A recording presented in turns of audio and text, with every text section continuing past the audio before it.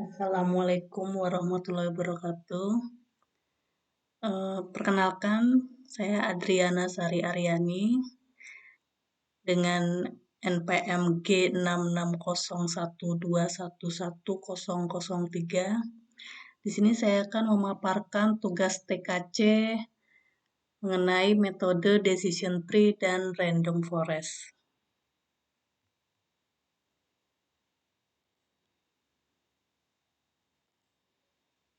Ya. Decision tree merupakan metode non-parametrik yang digunakan untuk klasifikasi dan regresi. Decision tree menggunakan struktur hierarki untuk pembelajaran supervised.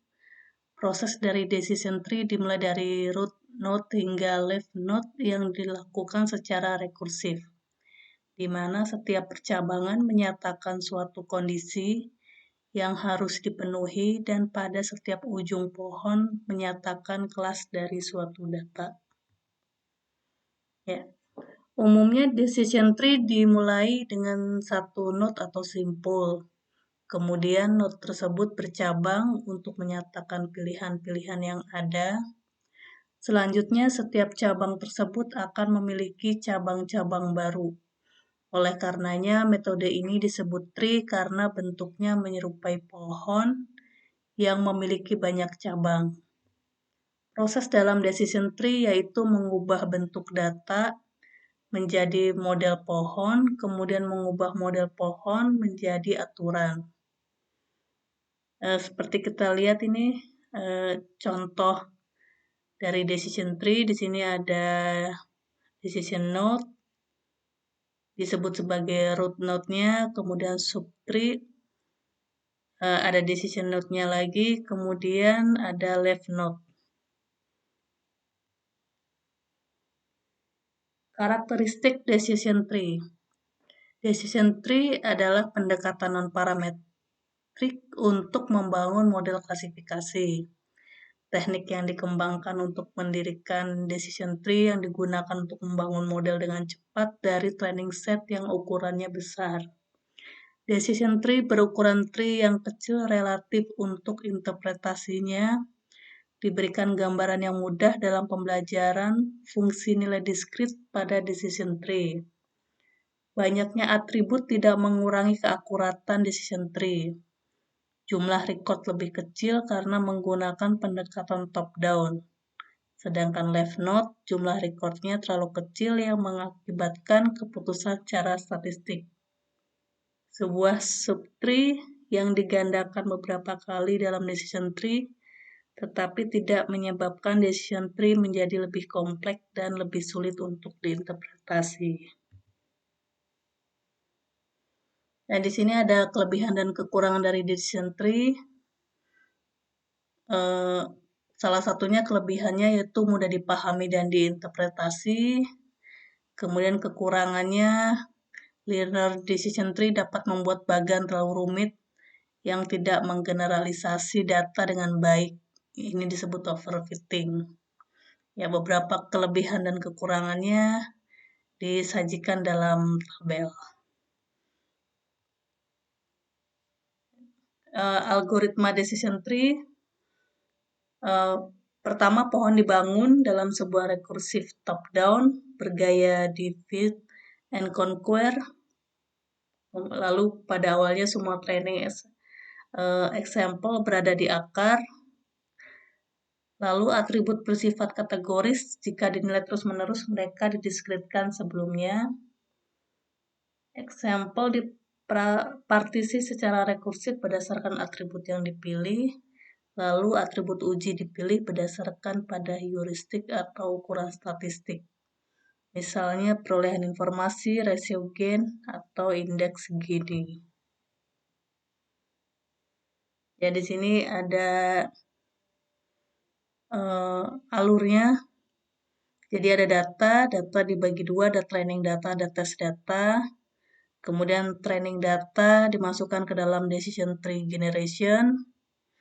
Sedangkan yang test data dimasukkan sebagai untuk model evaluasi. Dari hasil model evaluasi nanti menghasilkan performance evaluation measure, ada akurasi, precision, dan recall. Lalu ada pseudocode untuk decision tree learning. Ya, di sini ada step by step-nya.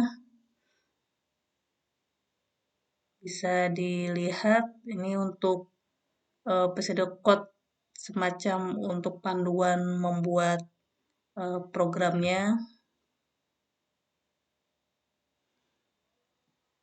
Lalu ada entropi dan information gain. Algoritma pada metode ini menggunakan konsep dari entropi. Konsep entropi yang digunakan untuk mengukur seberapa informatifnya sebuah node. Nah, entropi, jika entropinya bernilai 0, itu berarti S-nya berada dalam kelas yang sama. Jika 1, maka positif dan negatif itu dalam S yang sama. Jadi dipisah, nanti ada kelas 0 atau kelas 1. Ini rumus perhitungan entropinya.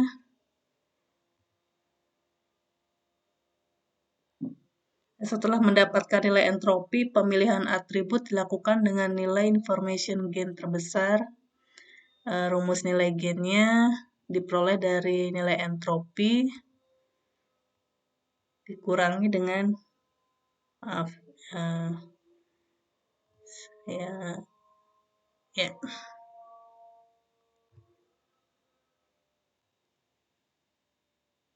Jadi nilai gainnya ini diperoleh dari entropi dikurangi dari nilai yang dari sigma nanti dikali entropi tiap atribut. Di sini untuk contoh data decision tree-nya saya coba ambil dari paper yang judulnya Relevance of Machine Learning Entropy to Detect Financial Fraud. Di sini ada alamat linknya. Di sini diberikan sampel data sebanyak 20 data. Di sini ada outputnya ada legal, fraud. Kemudian gendernya ada male, female, lalu ada usia drivernya, rating drivernya. Jadi nanti yang coba diprediksi apakah dia legal atau fraud jika ada data baru. Ya. Di sini ada perhitungan nilai entropinya. Untuk yang fraud tadi ada sebanyak 3 data dari total 20. Jadi 3/20 sama dengan 0,15. Kemudian ada P legalnya, tadi yang legal itu ada 17 data, jadi 17/20 sama dengan 0,85. Kemudian kita hitung nilai I-nya 3,17 dihitung dengan rumusnya menghasilkan 0,609. Ya. Kemudian nilai E-nya ini kita hitung untuk tiap-tiap atribut. Jadi masing-masing dihitung untuk gender, fault, driver rating, vehicle age, kemudian age drivernya.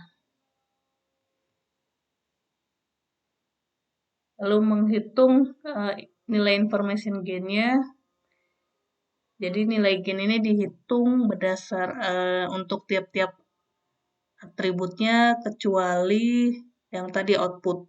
Karena output itu kita jadikan untuk prediksi. Di sini ada gain gendernya. Di sini gender tadi yang male, female.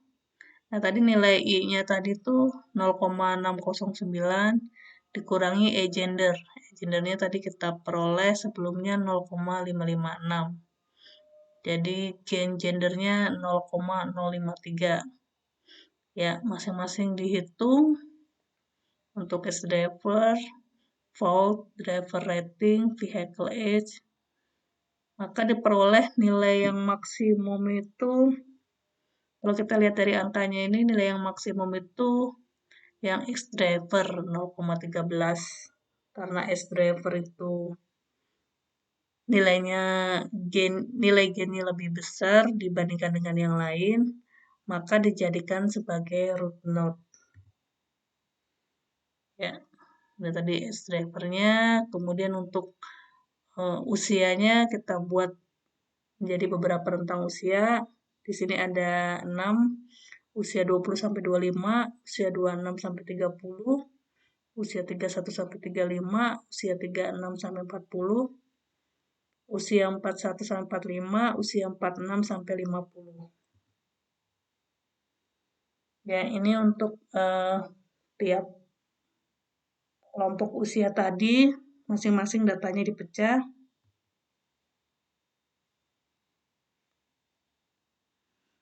Lalu ya, dari tiap rentang usia tadi dihitung nilai gainnya, kemudian dibuat dari hasilnya tadi, dibuat pohon seperti ini.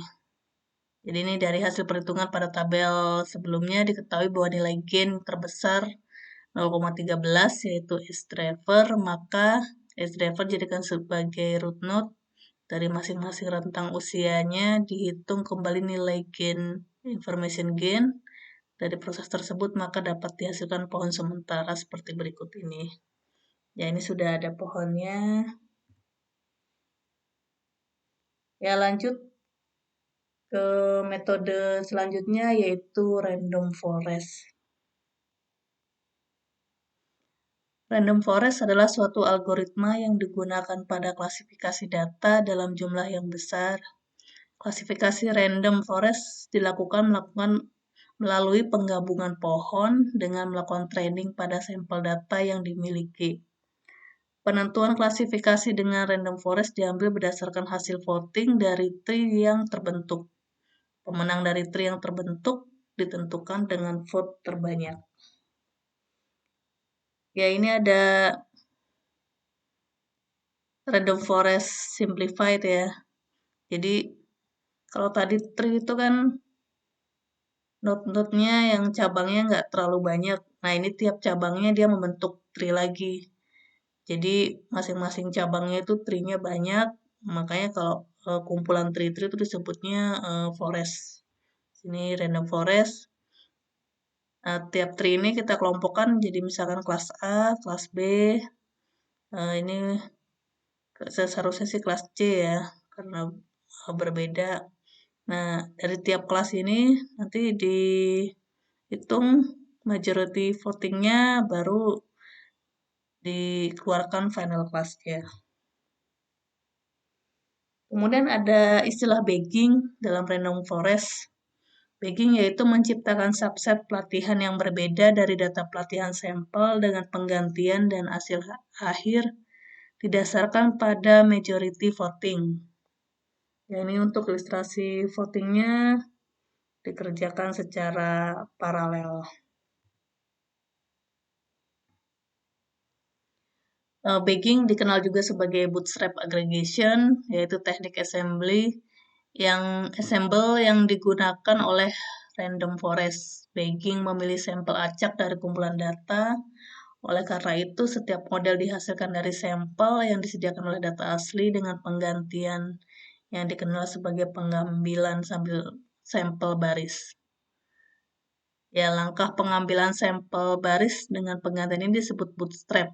Sekarang setiap model dilatih secara independen yang menghasilkan hasil akhir didasarkan pada majority voting setelah menggabungkan hasil dari semua model. Langkah yang melibatkan menggabungkan semua hasil dan menghasilkan output berdasarkan suara mayoritas dikenal sebagai agregasi. Ya, ini ilustrasi dari bagging ensemble method. Ya, kemudian ini tadi sudah disampaikan di slide sebelumnya. Jadi beberapa cabangnya membentuk tree. Ini ada beberapa, nih kita sebut aja misalkan ini kelas 1, ini kelas N. Nah, ini ada majority voting for classification. Jadi dari ketiga tree ini dihitung majority votingnya untuk klasifikasi atau nilai rata-rata untuk regresi sehingga menghasilkan final class-nya. Sini ada tahapan algoritma random forest-nya. Dalam random forest, n jumlah record acak diambil dari dataset yang memiliki k jumlah record, kemudian pohon keputusan individu dibangun untuk setiap sampel. Setiap pohon keputusan akan menghasilkan output hasil akhir berdasarkan majority voting atau rata-rata untuk klasifikasi dan regresi masing-masing. Ya, ini untuk flowchart-nya ada tahapan-tahapannya seperti prepare, fitur pre-screening, segmen dataset, lalu konstruksi random forest model, ada fitur selection, lalu cross validation, base voting option, kemudian constructing random forest model, selesai. Nah, ini untuk pseudocode untuk random forest-nya. Jadi algoritma ini itu dimodifikasi menjadi berikut. Di setiap simpul pohon, alih-alih memeriksa semua kemungkinan pemisahan fitur, pilih secara acak beberapa subset fitur F, di mana F adalah himpunan fitur. Note kemudian membagi kepada fitur terbaik di F. Dalam prakteknya F jauh lebih kecil daripada F besar, memutuskan fitur mana yang seringkali paling banyak dibagi aspek komputasi. Dengan mempersempit himpunan fitur secara drastis mempercepat pembelajaran pohon. Ya, ini ada perbedaan decision tree dan random forest. Salah satunya decision tree itu biasanya mengalami masalah overfitting jika dibiarkan tumbuh tanpa kontrol apapun, sedangkan random forest dibuat dari subset data dan hasil akhir didasarkan pada peringkat rata-rata atau majority voting, sehingga masalah overfitting dapat ditangani. Kemudian ada kelebihan dan kekurangan random forest. Kelebihannya menghasilkan error yang lebih rendah, memberikan hasil yang bagus dalam klasifikasi. Kekurangannya interpretasi yang sulit dan membutuhkan model penyetelan yang tepat untuk data, yaitu salah satu kekurangannya. Nah, ini ada hyperparameter untuk meningkatkan daya prediksi. Ada n estimator, max fitur, mini sample lift. Kemudian ada hyperparameter untuk meningkatkan kecepatan. Ada n jobs, random state, sama OOB score.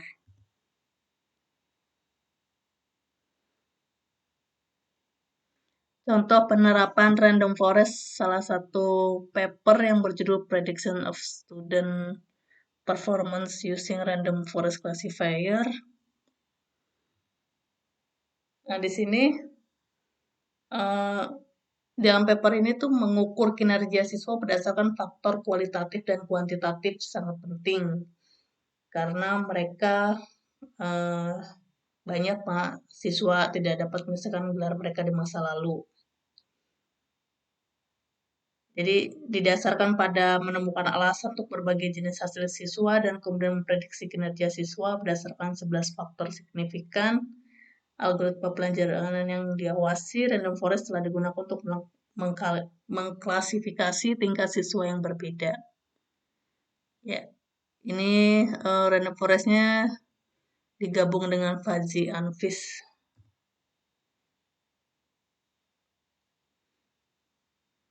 Lalu di sini ada proses flowchart-nya yang disampaikan dalam paper tersebut.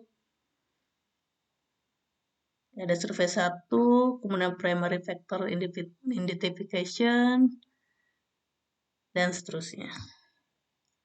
Kemudian ada flowchart untuk model random forest-nya juga. Jadi ada data input, kemudian ada data split, training data, bootstrap aggregating, attribute bagging, Kemudian ada decision, kalau ini untuk yes itu dia kembali lagi ke atribut baggingnya, kalau no dia create decision tree, lalu predict class. Oke, ini untuk datanya, contoh datanya. Jadi dilakukan survei terhadap 24 pertanyaan kepada siswa tahun pertama di Bangladesh Universitas Tekstil untuk identifikasi peringkat mereka. Oke, kemudian ini dari hasil perhitungannya dihasilkan random forest seperti ini. Hanya saja di dalam paper itu tidak disajikan secara lengkap datanya dan bagaimana step by step proses random forestnya. Nah, ini untuk referensi penyusunan laporan tugasnya, jadi saya menggunakan beberapa referensi dari beberapa paper, ada juga yang dari website. Ya, sekian pemaparan materi untuk tugas saya, semoga bermanfaat. Terima kasih. Assalamualaikum warahmatullahi wabarakatuh.